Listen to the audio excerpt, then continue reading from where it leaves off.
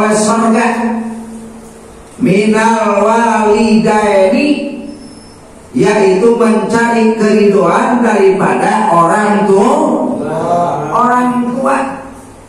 memberikan kerinduan kepada orang tua supaya orang tua itu rindu kepada kita, khususnya bakti nurut kepada orang tua.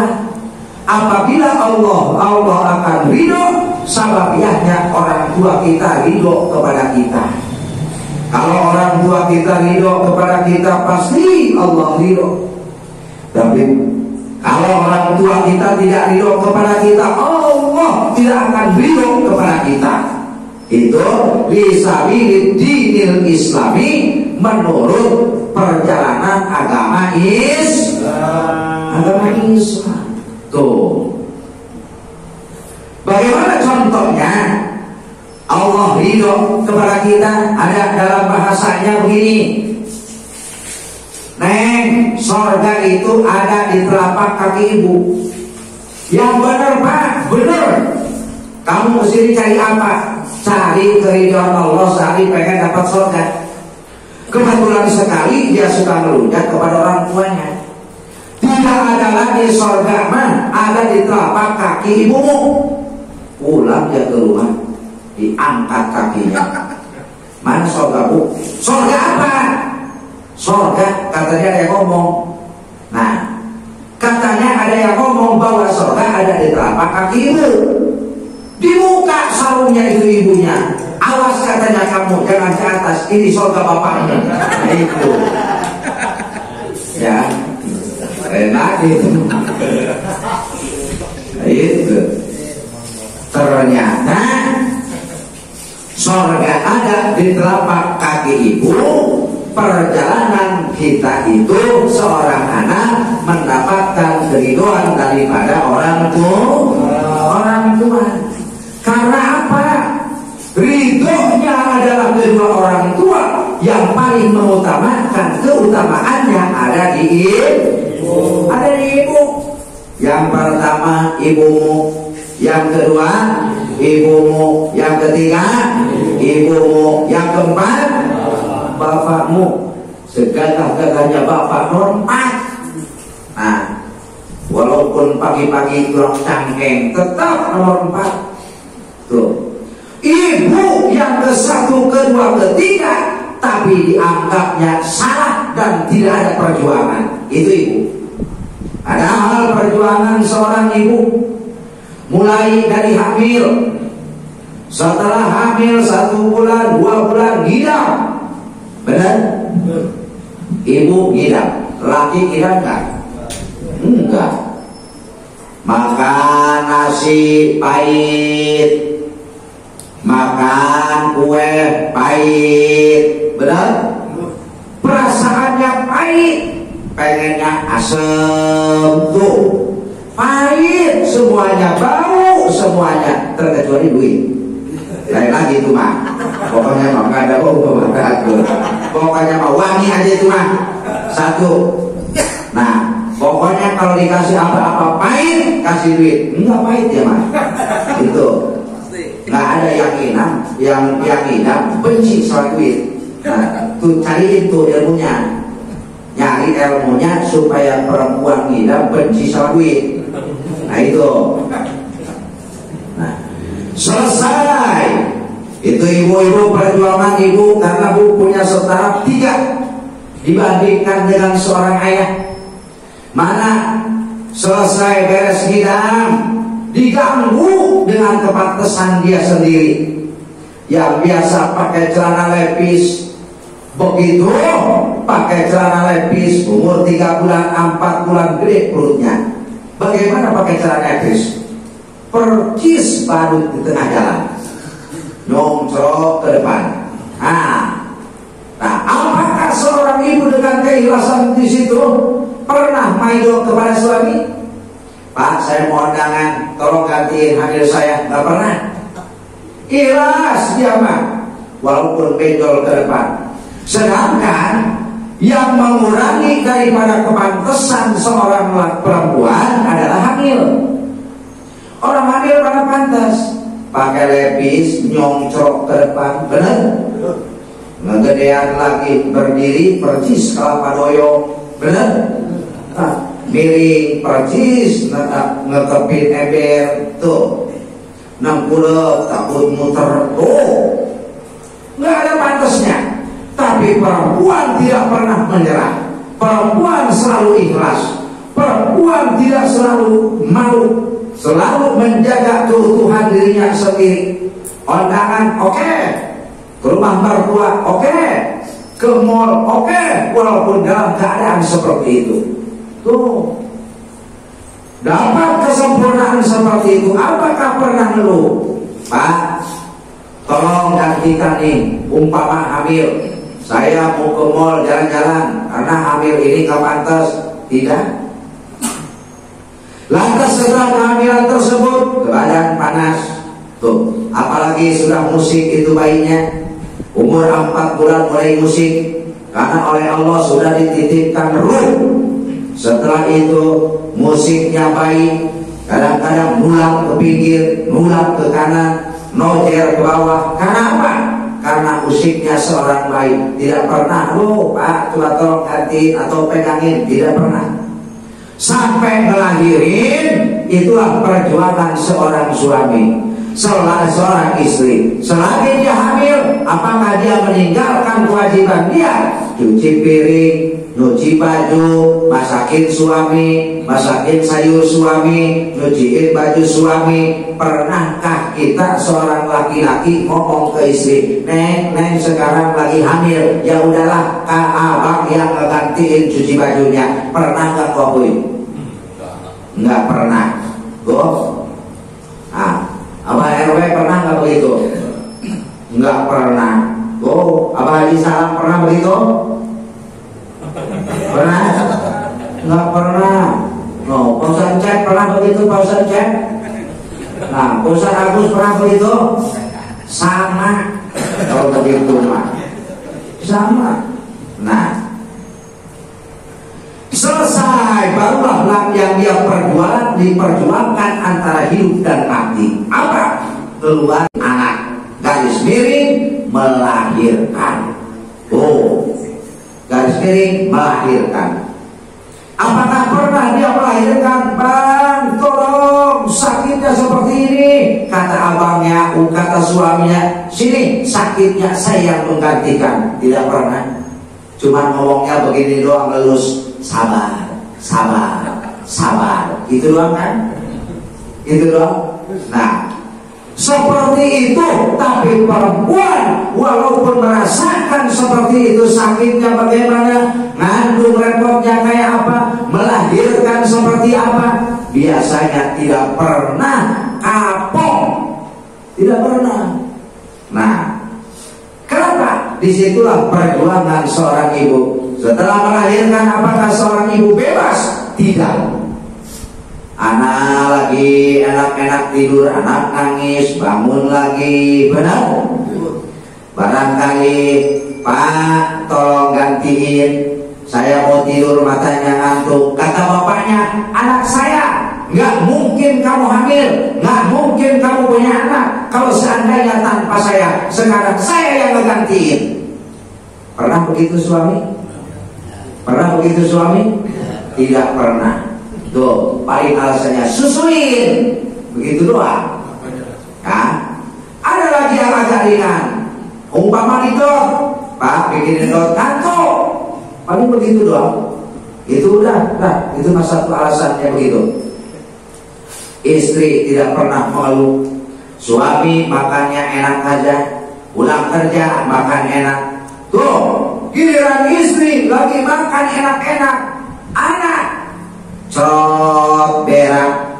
Tuh, pernahkah umpamanya bau malas makan? Tidak. Padahal sambil megangin pantat anak yang lagi berak, mulut munyah nasi. Tidak pernah dia wae. Tuh, tidak pernah. Laki-laki kadang-kadang lagi megang anaknya berak, dikasih banyak. Waduh, mana? Nih. Kenapa? Berak. Itulah Padahal mah yang punya ulah kira-kira suaminya apa istrinya? Suami. Kenapa? Ulah daripada suami. Suami kalau rupanya pengen gak dikasih, marah suami mah. Ulah dah tuh. Benar Pak Boy? Benar Pak. Oh, nah ulah suami. Itu. Nah, ulahnya suami akibatnya berdua. Nah, itu. Selesai sampai mandiin, sampai nyemokin istri, setelah selesai cuci baju anaknya, cuci baju bapaknya, ngumbah piring. Suami satu jalur aja, cuma kerja, tujuannya cari rezeki sampai ke rumah. Istri masih paydo, kerja apa lu di rumah? Tuh, padahal udah berapa bab yang dikerjain oleh istri. Dari mulai cuci piring sampai masak, mandiin anak, ngebajuin anak, nyediain suami, nyeduh air, nyeduhin susu suami. Udah berapa Bang? Nyapuin rumah. Udah berapa Bang? Tuh, suami cuma datang begitu nyarap, berangkat ke kerjaan, pulang dari kerjaan, istri masih di paido. Nah, itu yang punya pangkat 3 daripada banding 1 suami. Ibumu, baru bapakmu. Nah, apalagi kemuliaan seorang ibu kalau seandainya bapaknya masuk neraka, ibunya ke surga. Bapaknya mah dadah ke ibunya. Bapaknya masuk neraka, ibunya masuk surga, maka ibunya dadah kepada bapaknya, tidak bakal bisa menolong bapaknya. Tapi kalau seandainya bapaknya ke surga, ibunya ke neraka, bapaknya ikut ke neraka. Tuh, ibunya rajin sholat, ibunya rajin ngaji, ibunya rajin zikir, ibunya rajin puasa, ibunya rajin sedekah, bapaknya males. Tuh. Karena kadang-kadang kalau kata Nabi, kebaikan itu seolah-olah yang bisa ngademin dalam hidup rumah tangga terkecuali hanya istri. Tuh. Istrinya sholat subuh, bapaknya dibangunin, sok santri lu, gitu ya. Biasanya istrinya sholat subuh, bapaknya nggak sholat subuh, dibangunin sama istrinya, marah. Tuh, itu biasanya Pak Haji, Pak Haji, oh biasanya begitu.